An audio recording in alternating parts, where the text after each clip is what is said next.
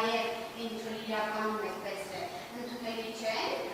եւ հարցեր են վերցածում, ապա դատարանը միանշանակ մենք միշտում ենք, որ նման պայմաններում դուք պետք է դիմեք սահմանադրական դատարան եւ սրա լուծումը ստանաք։ Եթե սրա լուծումը դուք չստացաք,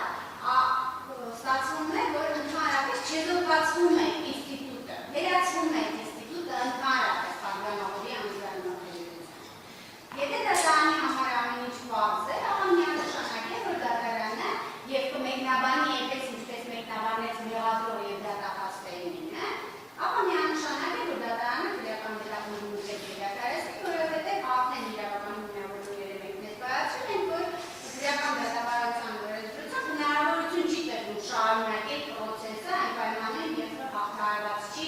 պատգամավորի անձնարարություն։ Չմոռանանք պարոն Գևորգյանի պայմաններում դուք նաև պետք է պատասխանեք այն հարցին, թե ԵԽԽՎ-ից ինչու համաձայնություն չպիտի ստանաք։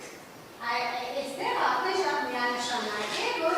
որևէ ձևակերպում չեք կարող գտնել, որտեղ կասի քրեական դատախազդում մեղադրանք, չգիտեմ ինչպես ինչ-որ տերմիններ, եւ ինչպես մենք գիտենք, թե եվրոպական դատարանը ինչ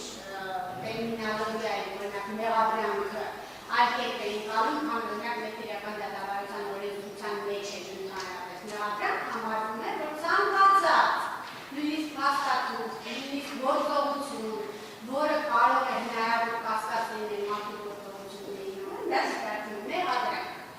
Եվ ինչու է դա այդպես արված, որովհետև տարբեր երկրներ տարբեր իրավական կարգավորումներ։ Չէ՞ կարող նույն ԵԽԽՎ-ներ տենց սահմանել, որ այդ մի քրեական դատախազդում տերմինը պիտի օգտագործվի։ Այ եթե քրեական դատախազդում տերմինը օգտագործված չի, այդ պայմաններում ուրեմն չպիտի գան դատություն չպիտի ստանան։ Ուստի ես հետում եմ, որ այս հարցին անդրադառնանք չմոռանալով, որ մեր միջնորդությունը վերաբերում է նաև նրան,